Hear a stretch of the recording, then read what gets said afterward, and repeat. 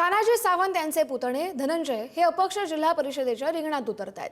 कार्यकर्त्यांना न्याय मिळावा म्हणून त्यांनी बंड केल्याचं म्हटलंय। न्याय मिळण्यासाठी जिल्हा परिषदेमध्ये उमेदवार उभे केलेत असं देखील धनंजय सावंत म्हणतायत।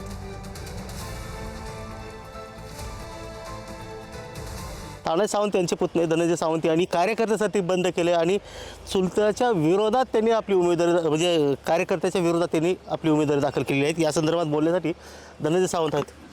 कार्यकर्त्यासाठी बंद का करावं वाटलं? कारण नेता कार्यकर्त्यात जेव्हा असतो म्हणून जे सहकार्य माझ्याबरोबर काम करतात, कारण हेच ते सहकार्य आहे। ज्यावेळेस शिंदेसाहेबांनी जे बंड केलं किंवा तानाजीसाहेबांनी जे बंड केलं आमदार साहेबांनी, त्यावेळेस त्यांच्या पाठीमागं त्यांच्या खांद्यावरती मान ठेवून निस्वार्थीपणे हाच कार्यकर्ता कुठल्याही गोष्टीची अपेक्षा आकांक्षा न करता त्यांच्यासोबत गेलेला होता। त्यांच्यासाठी स्वाभाविक आहे बंड करणं।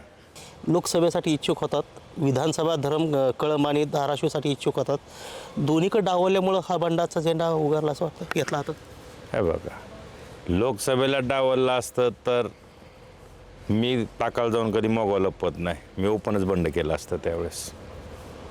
कारण हे होतं की मला दिलं नाही, केलं बऱ्याचशा लोकांनी केलं ना, विधानसभेलाही तसं केलं असतं। पण जिथं काही गोष्टी पक्षासाठी नेत्यासाठी अडचणीच्या झाल्या तिथं कार्यकर्त्यांना समजून घेतलं पाहिजे, त्या भावनेतनं आपण समजूनही घेतलं ना।